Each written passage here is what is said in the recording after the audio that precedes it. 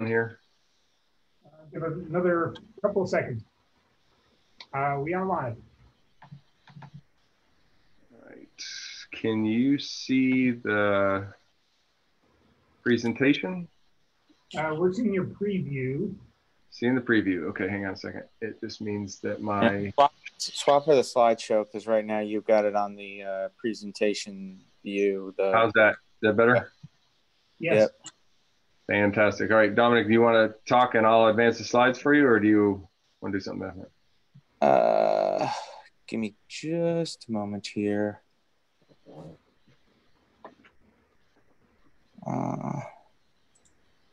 Trying to find the right info. So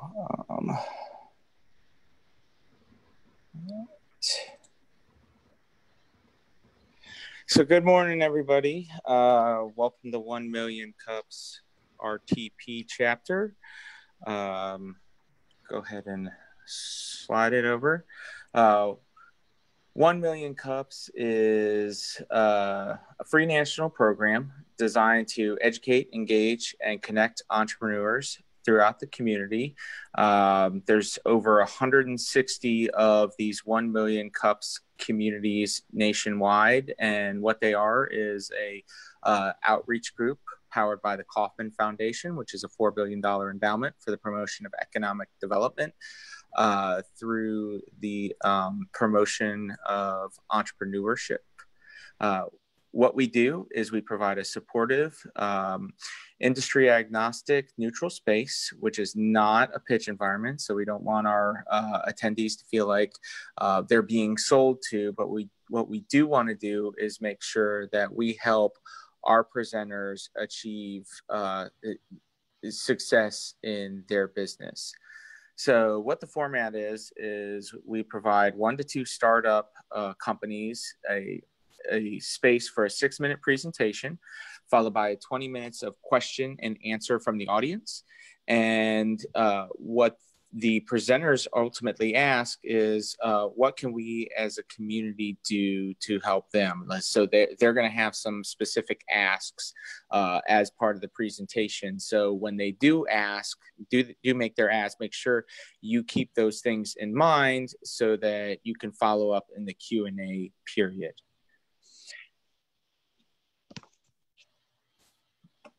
We would love for you all to get involved with 1 Million Cups. There's a number of ways that you can do that. First, you can become an organizer. In order to do that, please connect with myself, David Bates, George Stewart. I'm not sure which other organizers are on the call. I believe we're looking at, I saw Terry, I saw Dan. So any of our community organizers, you can reach out to them to ask how you can get involved. You can also apply to present. If you have a company that would benefit from presenting to 1 Million Cups to our chapter, please submit your application at www.1millioncups.com/RTP. You can also refer a presenter. So if you know an entrepreneur with a startup company or somebody who just has an idea that they would like to figure out how to turn into a company, let them know about us. Invite them to come join one of our meetings, and perhaps they would be encouraged to present at some point. And then, of course, the easiest way to get involved is attend and provide feedback to our presenters. I want to thank our community organizers. We have our past lead organizers, Krista Johnson-Sotomayor, Tony and Trish Holden. We've got William Clote, who does our in-person AV, Tracy Ames, who is our intake coordinator. So if you've presented in the past or have applied to present for the future, you've spoken with Tracy for sure. We've got our coaches, David Bates, George Stewart, and Terry Conlon, hardest working guys in the group. Jim Roberts, our man down in Wilmington, and myself. And then there's a couple of others. We've got Rosalinda. Let's see here. We've got Rosalinda Cruz and Dan Hepworth, who are our newest organizers. They're not pictured in David's slide piece, but we'll get them added to that. And then we have our community sponsors I'd like to thank. We've got Muddy Dog Roasted Company, Imperative Product Operations, GTI, NC Idea, American Underground provides our live space. We've got Wise Insights, Uplift Now, So Do IP, and New York Life. So don't continue on here, please.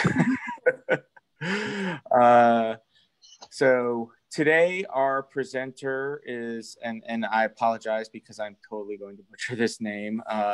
We've got Michael Kahwajy, and please correct me if I'm wrong, Hyland, from Turning Point Pen Company. Michael, are you ready to go with your slide deck? And please, by all means, correct the name pronunciation. That was close, Dominic. That was close. Yeah, it's a Lebanese name. You just said it in the French way, and every Lebanese speaks French, so you're good. It's Kahwajy. Michael, before you get going, thanks for clarifying that for all of us. But before you get going, I just want to jump in one thing. Just a point of order for everybody else on the call. After Michael is done with his presentation, George will pop back in with a little bit of instruction about how the Q&A is going to work. So if you'll just kind of queue your questions up for that, don't just dive right in as soon as Michael is done, as exciting as it is to just jump in there. But just to point of order there. So Michael, take it away. All right. Well, everybody, thanks so much for jumping on this morning. I just want to acknowledge your community organizers real quick. I was just talking to a bunch of them, and they are awesome. Not only in organizing this, but just to talk to you. They're great people. So definitely, if you want to get involved, this is an awesome community to get involved in. So my company is called Turning Point Pen Company. Started about 3 years ago. And let's see, I'm going to share my screen here.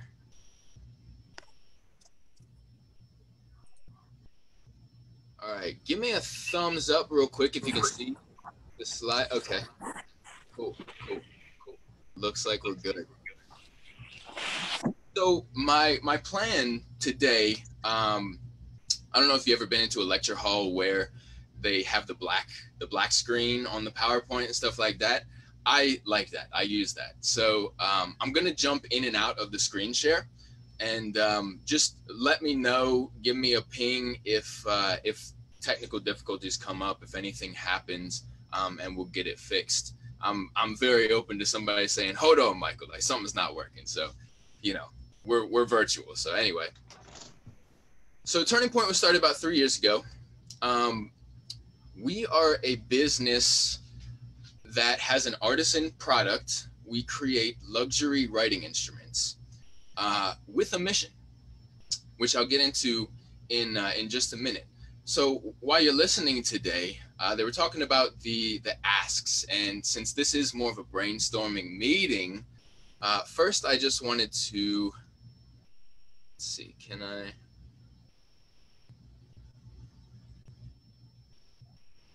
Here's one of those technical things. Give me a second. I'm going to reload this presentation here, and hopefully it will let me advance my slides at that point.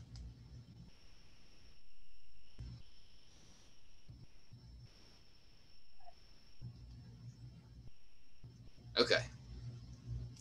Flip back, share the screen. Apologies.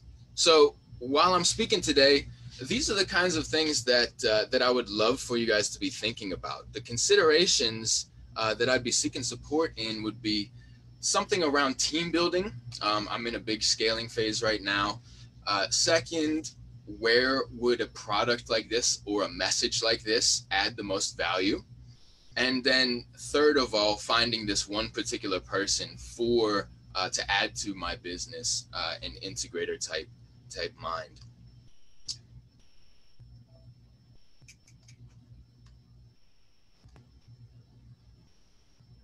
So, Turning Point, the business. I'll give you a little backstory first. I graduated from JMU in 2015, and it was a really great time. I was on the soccer team, goalkeeper for JMU, and the day before my graduation, a friend comes up to me and just, we're talking. And she says, you know, I really want my parents to commemorate my graduation with a really nice fountain pen. And that just got the cogs turning. I was thinking, you know, I was introduced to lathe work. You can see the machine right here. Really cool virtual opportunity to have you guys in my shop today, by the way. So I was introduced to lathe work when I was in middle school, and I had made some little dinky pens before. And when this request came up, I was thinking, you know, I could potentially figure out how to go bigger and better and make that fountain pen for you. And she just lit up. She got so excited, energy just flowing through her, fire underneath her feet. She's jumping up and down, describing why this would be the best gift, the most special gift that she'd ever gotten, just listing them off. And I'm a big energy guy. I love energy and spreading energy and appreciation, and just, I like seeing people love life, because I just love life. And so that energy really drove me. And there was also the part where she said, and my parents are paying for it, so charge me whatever you want. And that was the business idea. So that was really the inception of Turning Point Pen Company. This is actually the pen that I created for her right there. And as I progressed, you know, we come back into the big picture, and the Turning Point brand progresses. I'm starting to do more projects for people and commemorate things and make these special gifts. And I started realizing what they were being used for. And a lot of the times, these items were not just pens. You know, I've actually almost eradicated the word pen from my vocabulary, and now I use writing instruments. While it's a little bit more cumbersome on the tongue, that's really, they deserve that kind of special feel, that special vernacular. Because it wasn't just a pen for the people who were buying it. They were showing appreciation. These were the most special gifts that they have when somebody was graduating, when somebody was retiring, if they got a big promotion or a new job. I've been fortunate enough to commemorate some really special occasions for people. So, you know, it's done that in the personal space. And there's kind of two sides to the markets that I serve. First is the personal space, which I was just speaking to. Second of all is the professional space. So I've also been able to help businesses in showing appreciation through strategic gifting. Now, the first business that approached me to ask me to do this for them got me thinking. So I started researching and doing some self-education on the gifting space. What makes a good gift? What makes a gift strategic? What makes a gift effective? What do you want in a good gift? And that was probably 2 years ago now. So I've done a lot of research into gifting, especially strategic gifting. And so I've actually been able to advise some businesses on that and do some strategic gifts for any client-centric business that really wants to create a deep relationship. So I'll do, for example, financial advisors. So I have some financial advising clients that will do pens for their top 20% of clients, or real estate agents who will give these as closing gifts. You know, imagine buying a home, signing the document with this really nice pen, and then getting to keep that pen as a gift. So you now, every single day, get to use the pen that you bought this milestone in your life with. You know, it's just really special the way that we've been able to do that. And it's also beneficial for the business. Now, when I'm talking about all this, you'll find that I'm not really talking about pens. What is it that I'm talking about? I'm talking about meaning. And that's really the mission at Turning Point, is the meaning within the pens. These writing instruments are my vessel to add this meaning, to enable people to show this appreciation within their lives. So then we finally get to my medium, which are really nice pens. I've been studying the luxury market as I've been in this business, and I have not yet found an item that has the potential to carry so much meaning as a pen does. It's something about the identifiability of a writing instrument. You know, I mean, think about the last time that you had a pen, doesn't matter which pen, it could have been a 50-cent pen that you just liked how it wrote, right? Sitting on your desk, somebody asked you to borrow it, you give it to them and say, give it back, and they don't. And what is the emotion that you feel? You're angry. You're like, you stole my pen. And that might have been just a 50-cent piece, right? Now, if you can identify with a 50-cent pen that you got at Walmart, or maybe you picked it up off of somebody else's desk, I don't know. Think about the identity that you would feel within a luxury writing instrument, something that really spoke to you, something that maybe had your favorite colors or your favorite, just something that represented you. That's what we do at Turning Point. We will put special concepts, special meaning into our writing instruments, and that's really the goal of what we do. All right, so let's look at, oh yeah, I put these little teases in there because there is an overall picture that this whole presentation is wrapped around, but I decided that it would be fun to give you little snippets along the way and you'll see the whole picture at the end.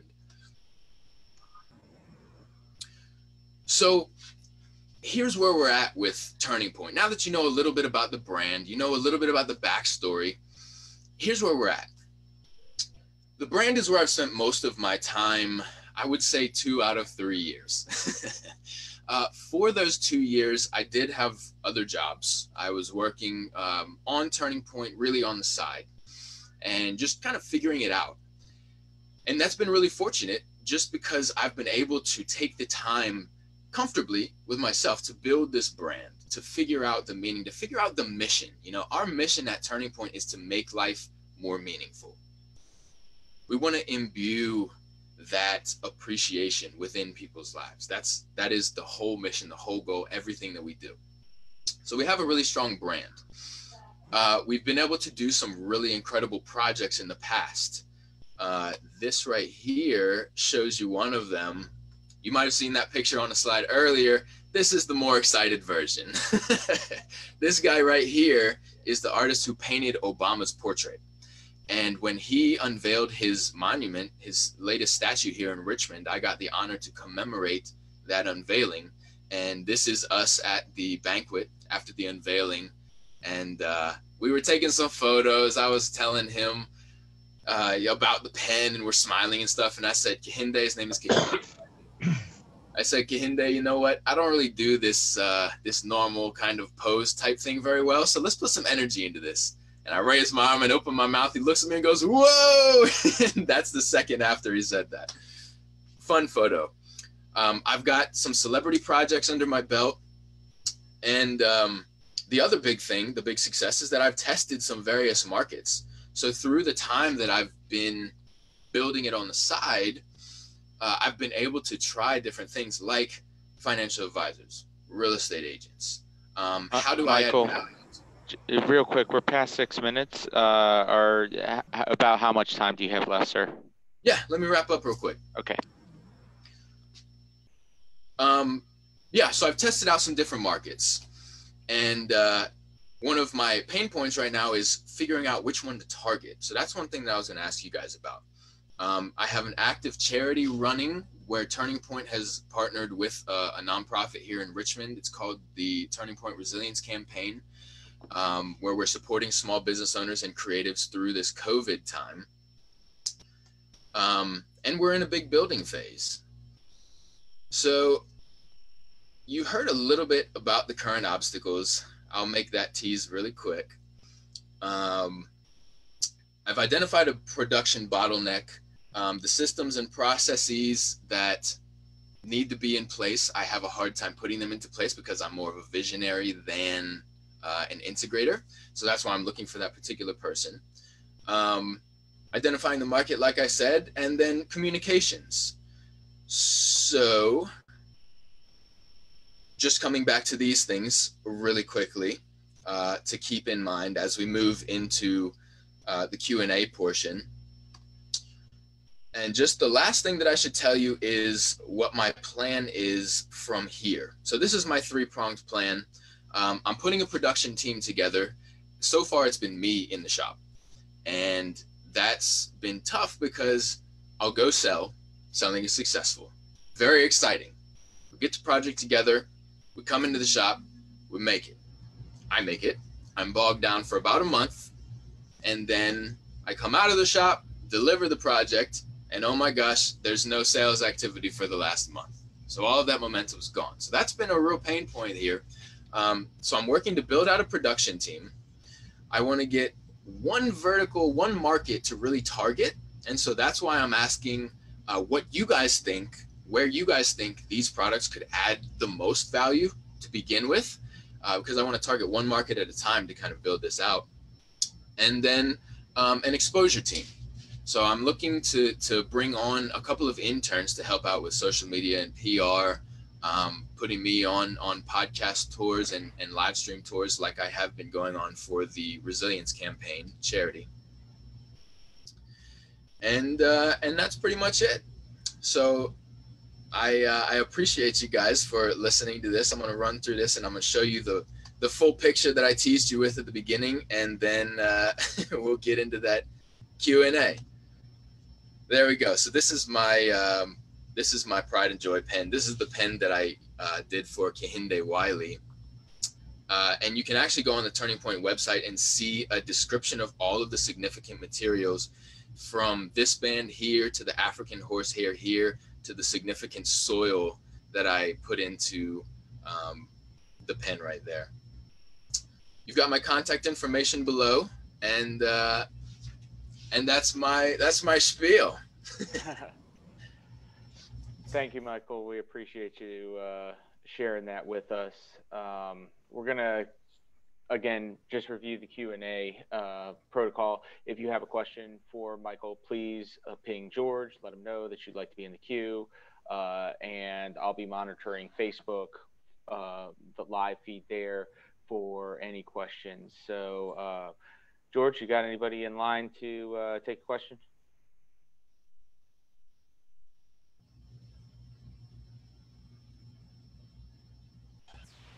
Sorry, just couldn't find my mute button. Yeah, Brett has a question to kick things off. Brett Chambers. Hey, Michael. Good morning. Yeah, you had. I'm glad to see you and glad to hear about your product. I'm kind of a penaholic. Everything from lammies and Rotrings. I mean, I got them all here, right here. Right? Look at you. Yeah, I went on your site too. Really beautiful pens. And my question is, well, first my comment is, I'm surprised I haven't heard about you, which that goes to your exposure part, because I know about most of the really nice pen companies. You're on the right track, I think, with going a larger scale with the with financial people and using it as a luxury product. My question to you is how much what's the price range of your pens now?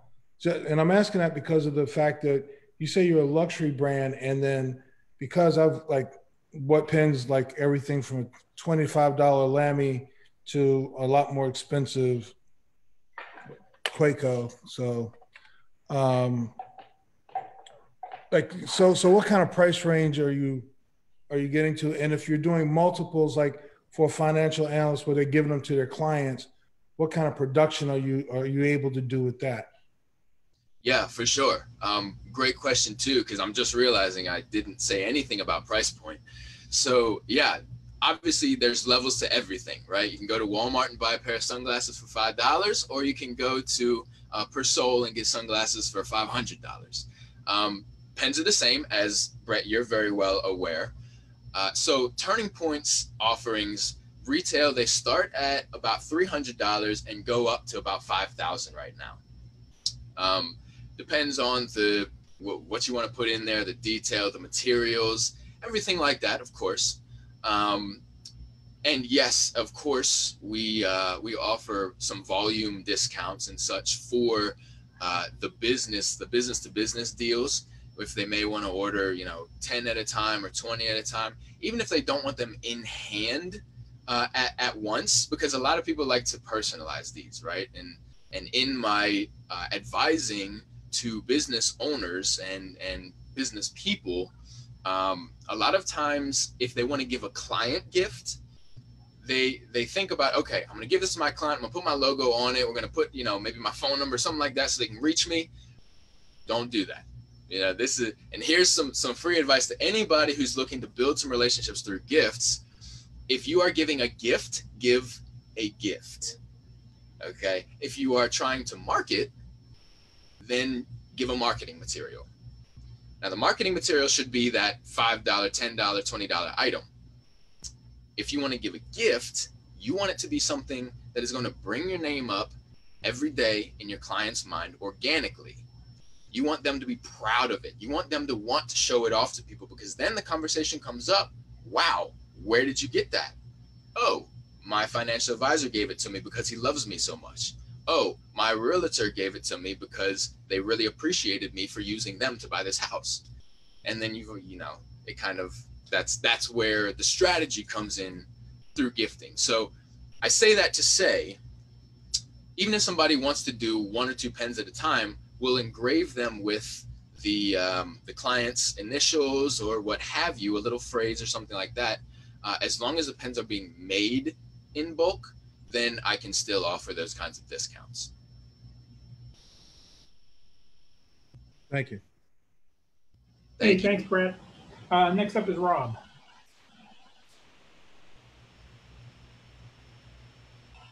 All right, can you all hear me?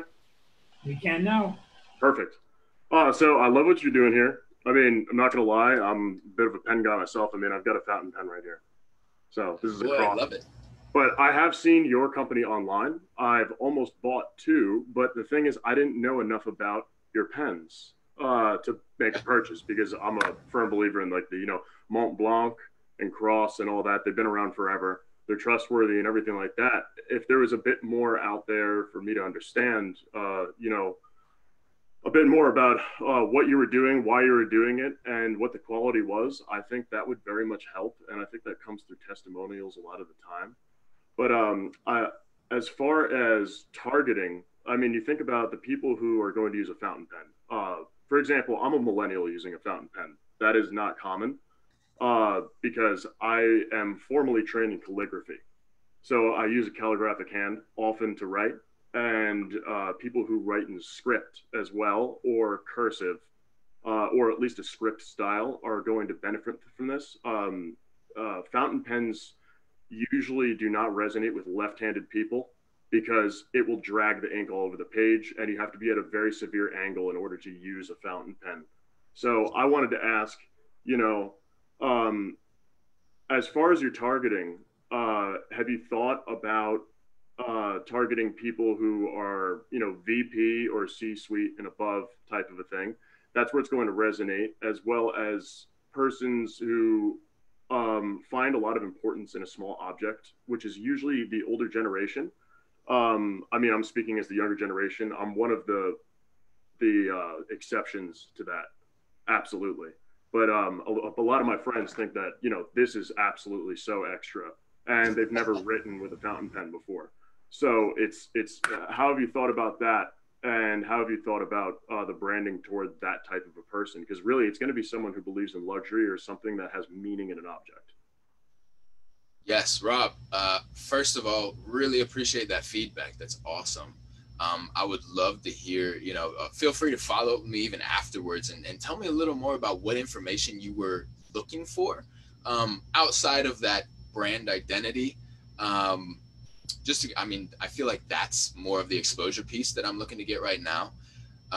But what information could I provide on the website in order to make people feel more comfortable with that? Because I totally understand, Mont Blanc, Visconti, all of them, they have that brand name, that quality perception, right? And you never know what you're going to get when you buy from somebody online. So totally, absolutely, that's awesome. I really appreciate it. I would ask if would you be able to put the millimeter thickness of the nib, what the nib is actually made of, how the ink is fed through the system. That would mean a lot to me. But I'm also like a pen guy, right? That matters to me a lot. It probably matters to Brett very much so.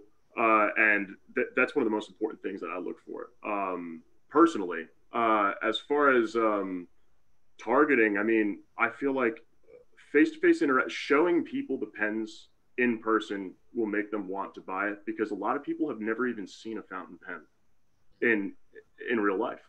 It's just, I mean, they haven't seen it. I mean, I have wood-handled, like dip every time you use it, or use a paintbrush to get it on there for 3 letters, doing Roman italics, that type of thing. And that's not all too common, right? So how can you let people know that this type of pen too is also not a dip pen?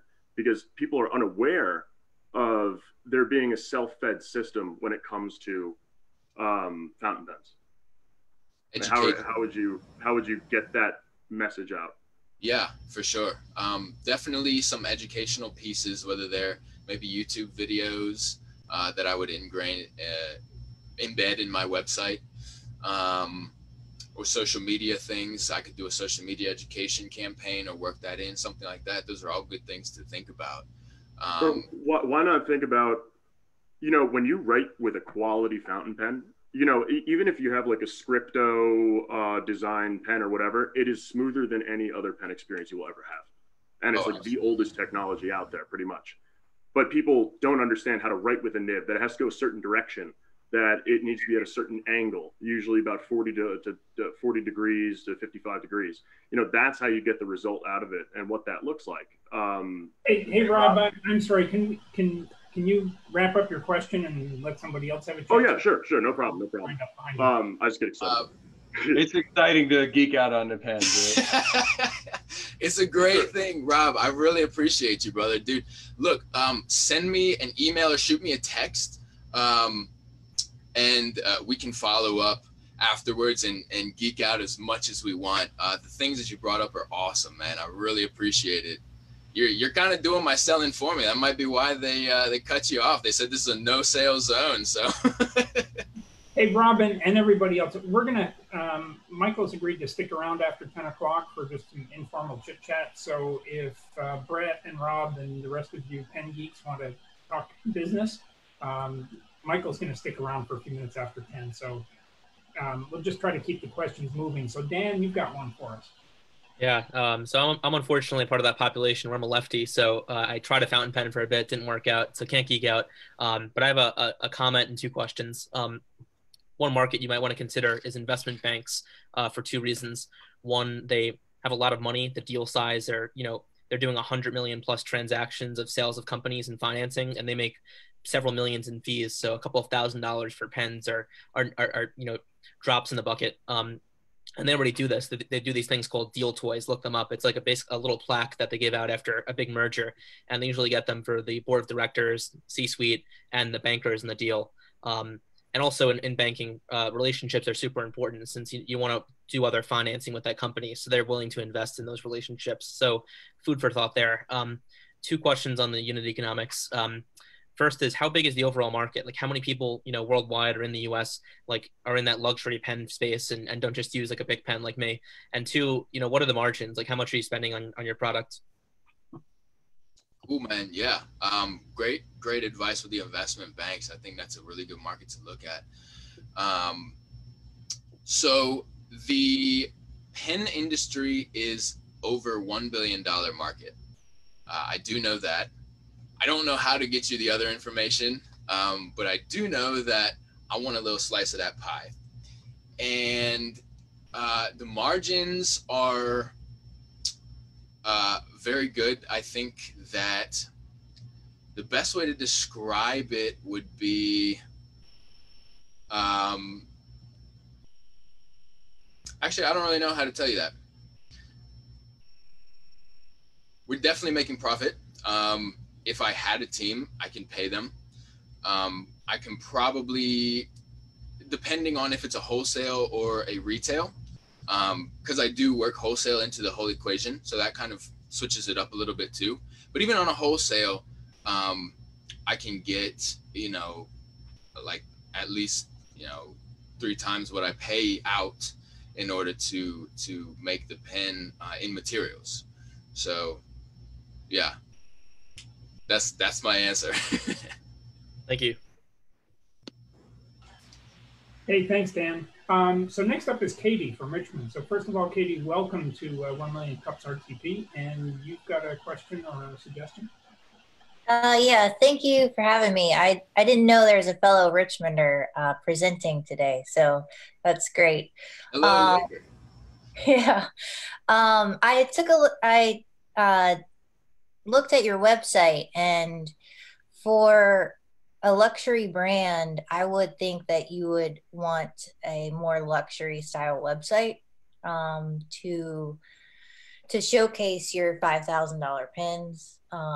I don't know what your lowest, what did you say your lowest pen price was? 300. Yeah, I mean, you might want to actually put that lowest price on there, on your website, so people, when they come, they know, that this isn't a $20 pen. Like, this is an expensive pen. This is something we're thinking about. This is a nice gift to give to somebody. I'm not a pen person, but I think they're beautiful.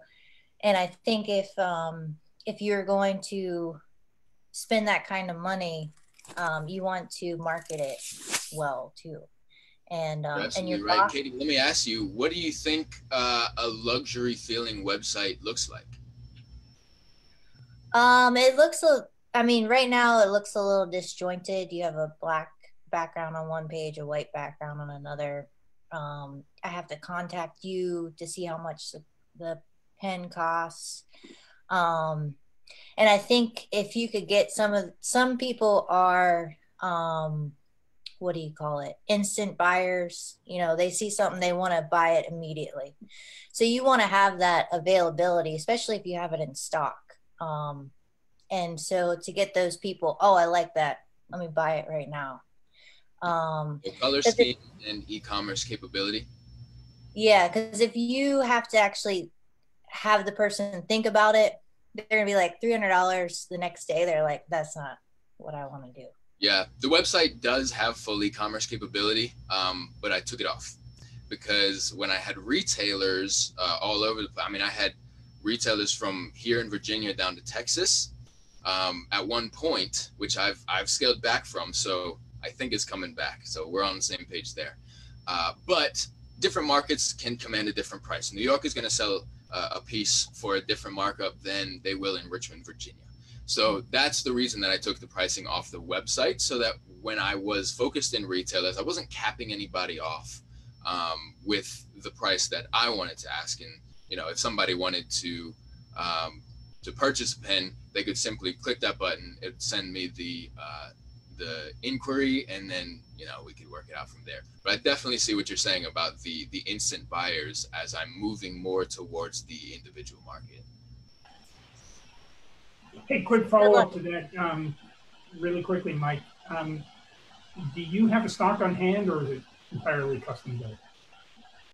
I do have some stock on hand. I make sure to keep at least a little bit of stock, just for if somebody calls me. And I've got this one guy who will call me every once in a while and say, hey, I need 5 gifts for clients. Okay, here's what I've got, and he chooses, we'll engrave them, and I'll send them off.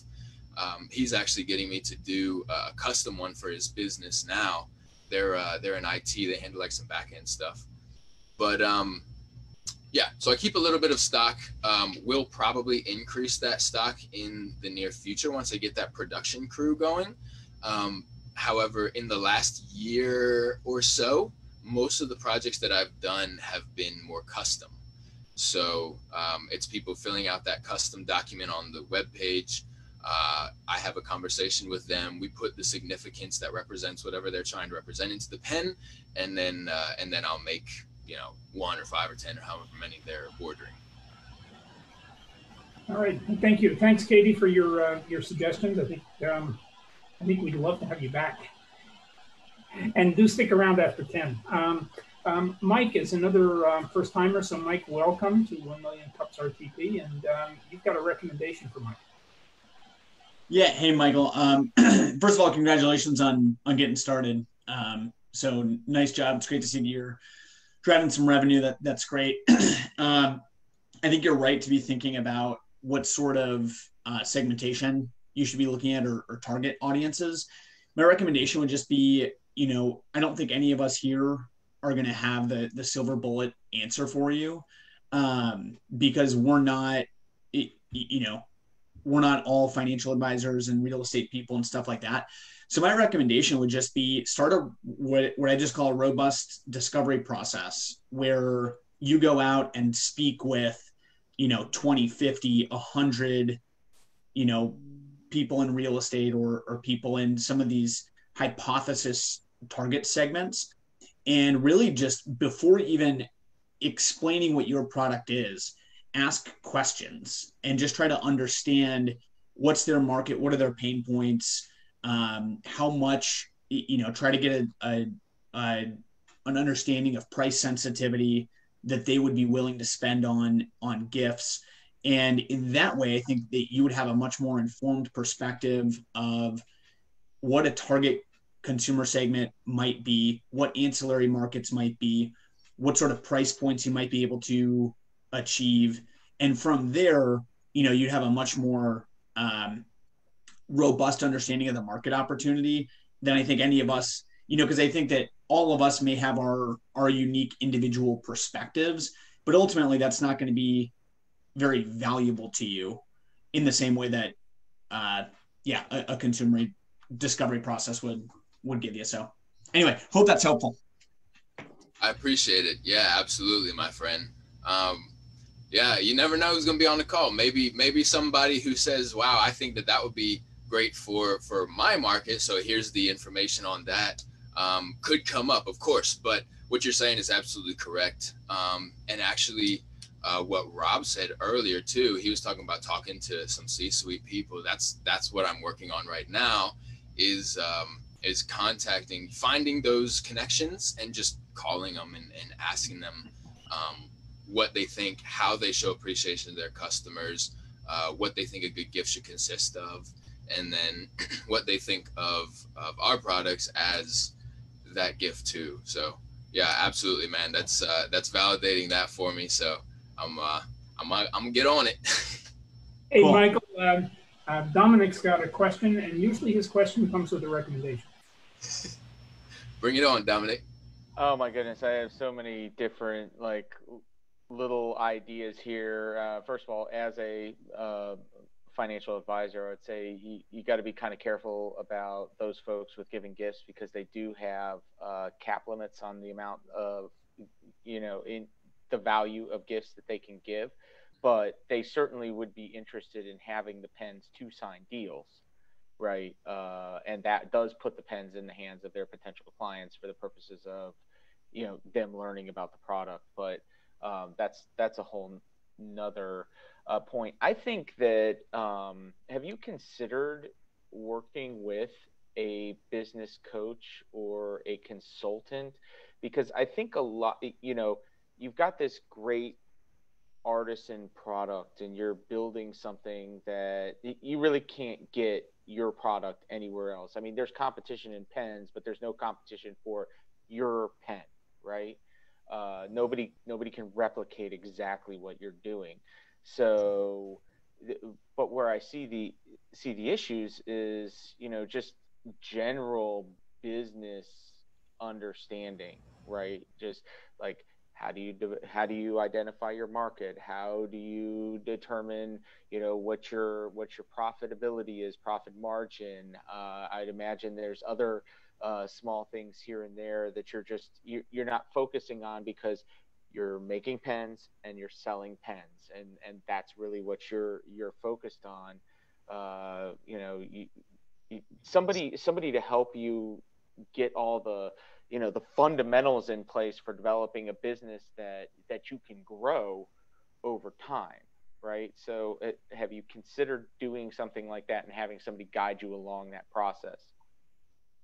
Yeah, absolutely. And to be honest, one of the biggest value adds that COVID has had for me in the pandemic and the quarantine, everything, has been the resources that have come out of the woodwork.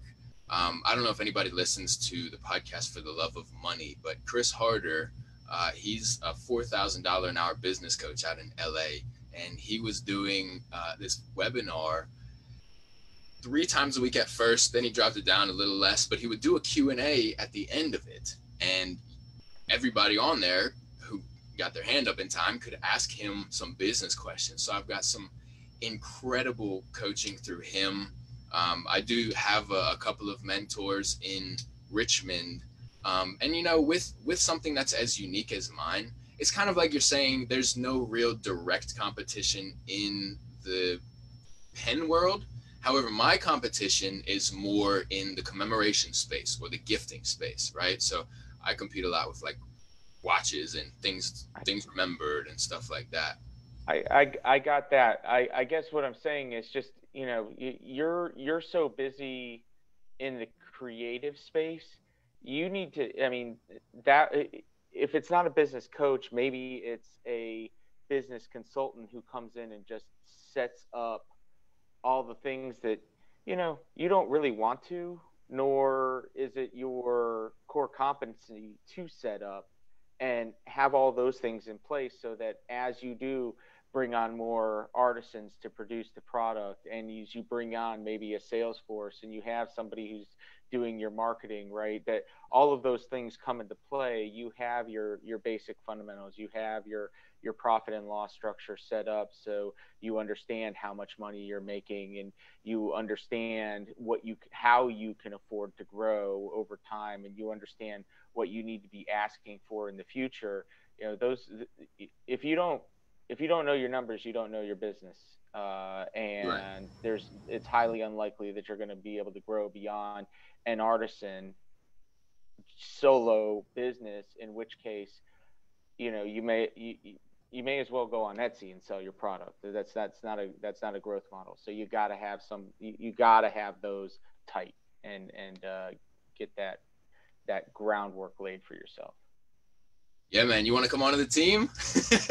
Sounds not like my core competency. That's I think that might be Mr. Bates.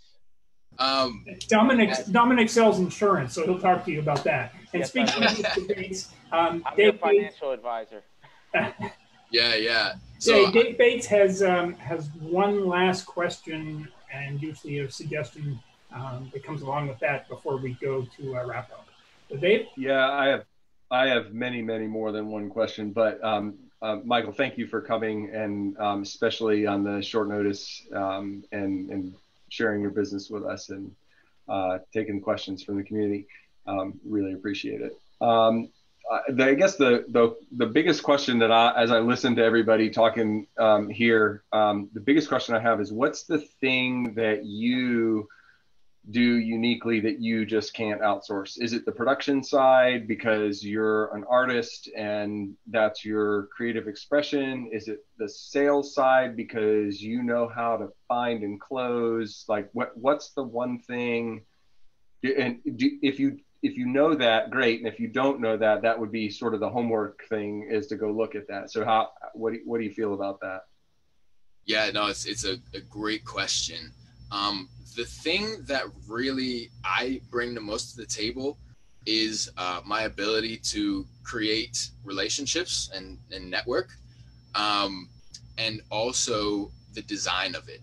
So I just have this innate ability to find the significant concepts in any situation, really, and represent them through these items.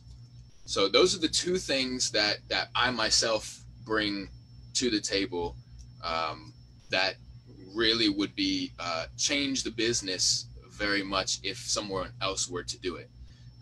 The production of the pens, once I design the pen, I can have somebody else make it. That's perfectly fine. Even sales, you know, as long as they're on message with the mission of creating meaning, I'm good. I appreciate that. Thank you. That's helpful thing to understand in terms of what comes next for you. Absolutely. Yeah, I appreciate the question. So we're going to go ahead and move on to community announcements. Thank you, Michael, for answering all these questions. And if you have more questions or want to just chat with Michael again, once we close the live stream, we're going to move right on into a general conversation with our presenter. So just like the Q&A, if you have community announcements, please let George know in a private chat that you have an announcement that you'd like to make to the group, and we'll get you in line for that. There is, and I will share this first, there is a live social distance networking event tomorrow. It is a lunch event at Sullivan's. If anybody is interested in joining that, it's called Three Martini Lunch Live. There are tickets for sale on Eventbrite, and I will share the website there if anybody is, you know, feeling safe enough to go out in this, you know, in this kind of crazy world right now. Beyond that, again, I'll just reiterate, we're looking for people to help with 1 million cups. We're trying to grow the community. So if you know anybody who would be interested in coming to one of our community meetings and participating or potentially becoming a presenter, we'd love to have them here. And we're always looking for presenters.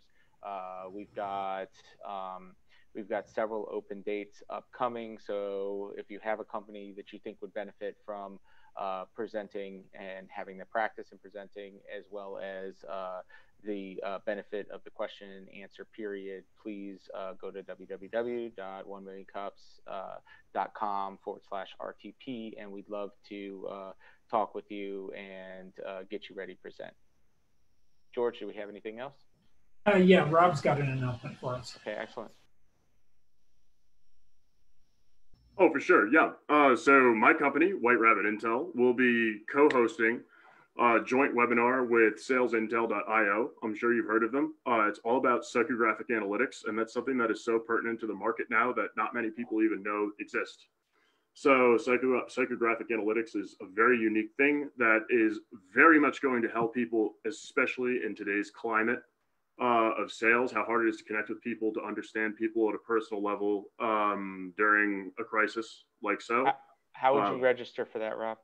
The registration will be released. The the landing page for the webinar sign up is getting built out by Sales Intel today, so it'll be available later today. So I can always throw it somewhere in a community forum if you have one.